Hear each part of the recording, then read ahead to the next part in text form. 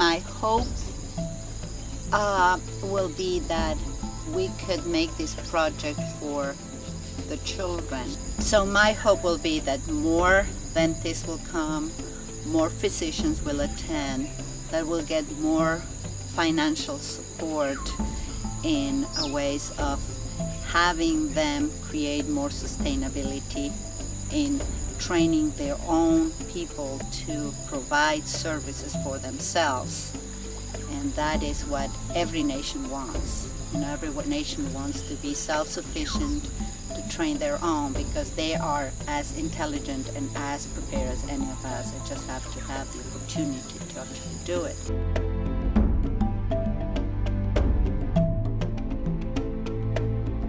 In 2004, Dr. Jeanette Grauer made a controversial decision.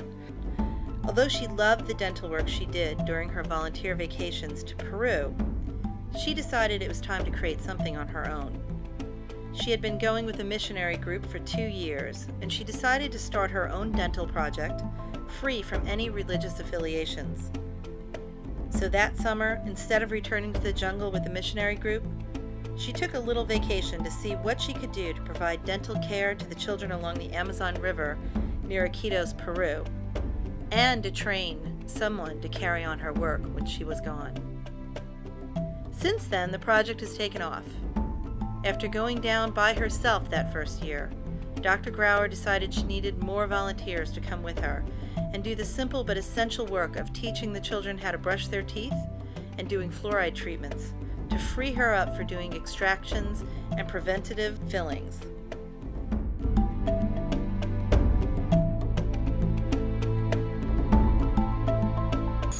The biggest gift that this project and each trip gives me is to bring me back to what inspired me to become a dentist, which is to be a healer, heal, to be with people, to share in what is life, and to be a contribution in what their dreams are, so they can fulfill their dreams by giving them health, beauty now that we are in such a cosmetic world, beauty, confidence, and anything they need so they can fulfill their dreams.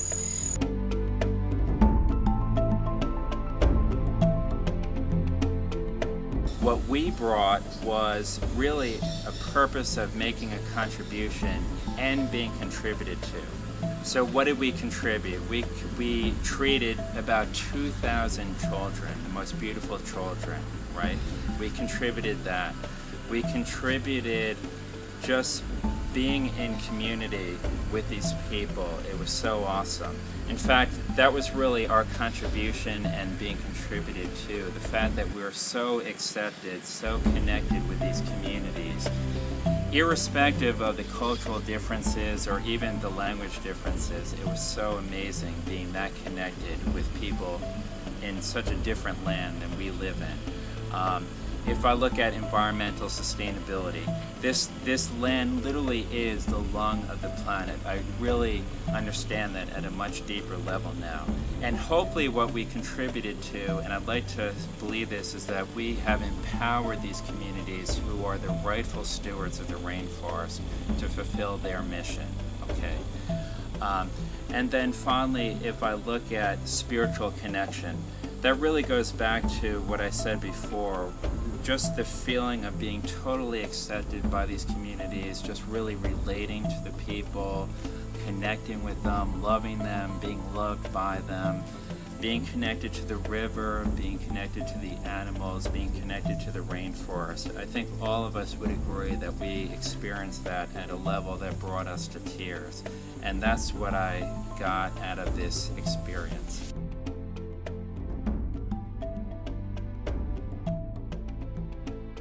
As I went to the tribes, the more distant tribes and groups, it was very obvious that everybody, particularly in Urco Miraño, they want to have their own trained dentist there.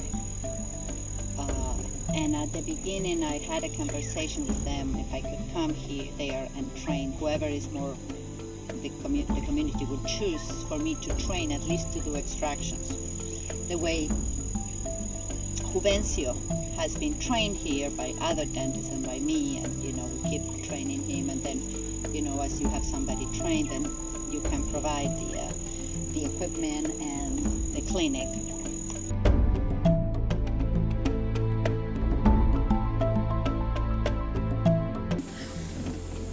When we went into that more remote village that day,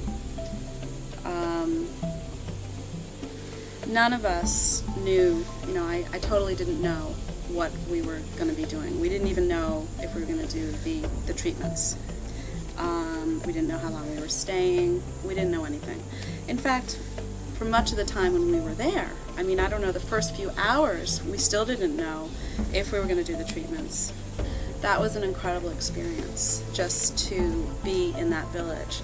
And I realized that I think that was what we had to do. We had to just go and be with those people in order for them to accept us and accept our work. And what Jeanette had said to us before the trip started was, this is not about dental work.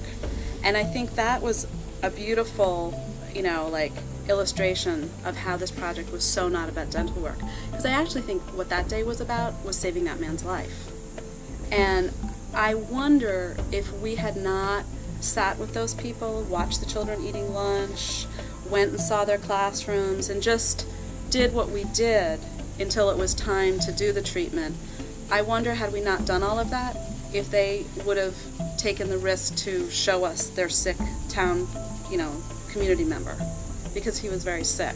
So I think what I, had been getting but really got on that day was how important it is for us to, when we enter other cultures like this, to sit and just be and take in, and that we don't have to always be, solving their problems and fixing things. I was really amazed by the decay of in the children's mouths, really scary. And so, like I said before, it makes me even more moved that we're here. Yeah. To really get it. Yeah.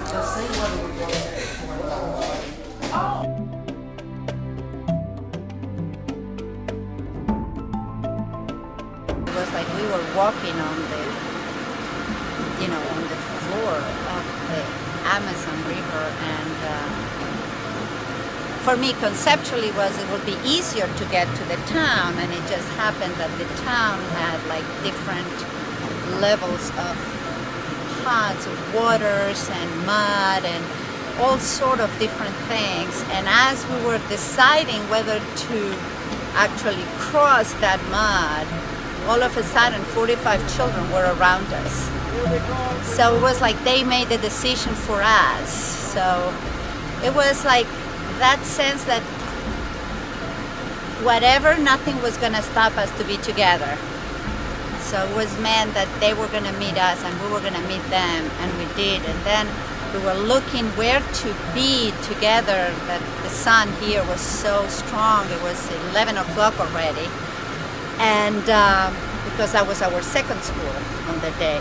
And then we saw this little part that was like kind of the only clear area, that there was a tree that provided some shade, and then another tree that provided the place for the kids to sit down. And it was like the whole forest, and everything was holding us to do what we came to do. And it was magical.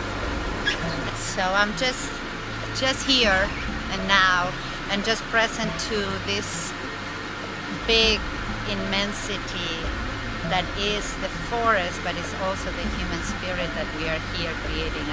And this group that we have, our team, our circle, it just holds such a magnificent space for all this to happen.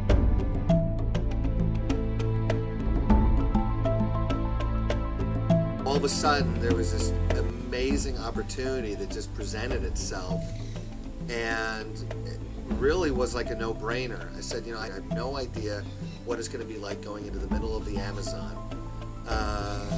what to expect, but there was just something in my heart, say my spirit, that just really said, that's where you need to go. Yes. And I really have gotten in the last couple of years, trust what your heart says, because your mind is always going to have a lot of reasons why you shouldn't do what it is that presents itself. So that was great. It was an opportunity to throw the hat over the wall and say, let's make this happen. And